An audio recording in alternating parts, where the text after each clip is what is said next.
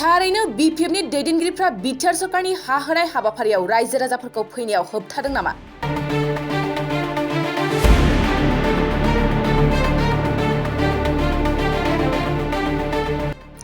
BTR सरकारनि हा होनाय हाबाफारियाव रायजो राजाफोरनि फैनायखौ बिपिएफआ हेंथा होनाय बे समाव खौरां मोनदों।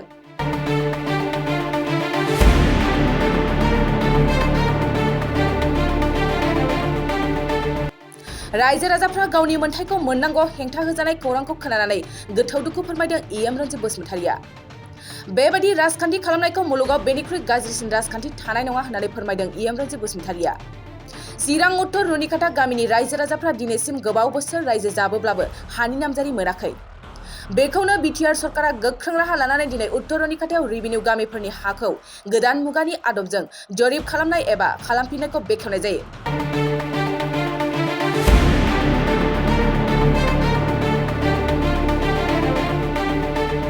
नाथाय प्रमद बर'नि सरकारा रन्जित बसुमतारिया हा होनो हाया होननानै बिपिएफ दैदेनगिरिफ्रा बेखेवनाय हाबाफारियाव फैनाय रायजो राजाफोरखौ होबथानाय खौरांखौ मोननाय जादों। आरो बेखौ लानानैनो इएम रन्जित बसुमतारिया गोख्रों फिनजाथाय होदों। नैबे भिडिअखौ नाय आरो इएम रन्जित बसुमतारिया बेनि सायाव मा फोरमायखो मिथिना ला। जोंनि मोनथाम गामि पश्चिम गलाजार ओमफ्राय उत्तर रुनिकाटा मोनसेया मा गामि मोनसे मदाति, बे मोनथाम गामिनि 817टा न'खरा दिनैसिम हानि जुरिब जायैनि जाहोनाव बिथांमोना लेन्ड हल्डिंबो गैयामोन, बिथांमोननियाव मियादि पाट्टा जेबो गैयामोन, जायनि जाहोनाव बिथांमोना एडमिसन बायदिसिना गोबां अफिसियेल खामानियावहाय जेबो मावनो हायामोन।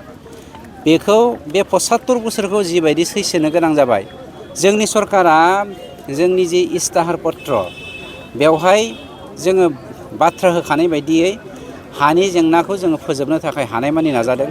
जोङो मोनसेल' बाथ्रा खावलायगोन नोंथांमोननि मिडियानि गेजेरजों, रायजो राजाफ्रा जोंखौ हेफाजाब होनांगौ। जों रायजोनिनो सरकार, जोंनि सरकारा रायजोनि खामानिनि थाखाय मावनो थाखाय राजि।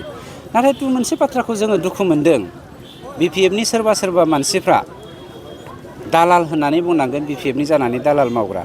हयथ' बिपिएफनि लिडारफ्रा बुङाखैबो जानो हागौ, माखासे दालालफ्रा बुंदों खोमा जे जोंनि बे हालामावहाय हानि जुरिब खालामनो नागिरनायखौ फेरेंगा हाया, प्रमद बर'आ हाया, बिसोरनि दिनाव हा मोना, थांनो नाङा होननानै फैनो बादा होनायासो दुखुनांथाव। जोंनि मानसिनो, जोंनि हारिनो, मोनफ्रोमबो जाथि जनगोष्ठीनि हानि जेंनाखौ जोङो फोजोबनो नाजादों। बे बाथ्राखौ बादा होनाया इनिख्रुइ गाज्रिसिन राजखान्थि मुलुगाव थानाय नङा खोमा बा गैया खोमा होननानै आं सानो। नोंथांनि आखाइनिफ्राय हानि पाट्टाखौ लाना नाङा होननाया बेयाव गाहायै मा ओंथि गोनां थायो? राजखान्थिनि बेन्दों, माने जाम्बाखौ जेब्लायबो जाम्बा दोननो नागिरो, मूर्खखौ जेब्लायबो मूर्ख दोननो नागिरो। खिन्थु गावसोर जे लिडार जानानै समाजखौ दैदेननो नागिरदों, बिसोरसो मूर्खनि सिनायथिखौ होनो थांगासिनो दं। बे ओनसोलनि जेंनाया माब्लासिमाव जागोन सार? बेथ' दिनै सार्भे जाखाबाय, दिनैनो सार्भे जागोन। मोनसे गामि आरो मोननै गामिखौ अफिसियेलि खालामबाय थासिगोन।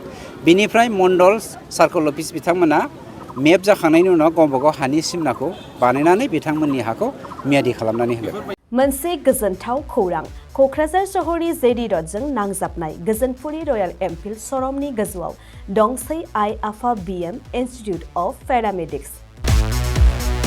बे आइ आफा बिएम इन्स्टिट्युट अफ पेरामेडिक्सआ नोंथांमोननो लानानै फैदों देहा जोथोन लाखिनायनि माखासे आयदाफोरनि गोदान सोलोंसालि। 10+2नि उथ्रिसारनाय बिजाथि एबा फरायसाफोरा बे पेरामेडिक्सआव गावारि सोलोंथाइखौ लानो हागोन।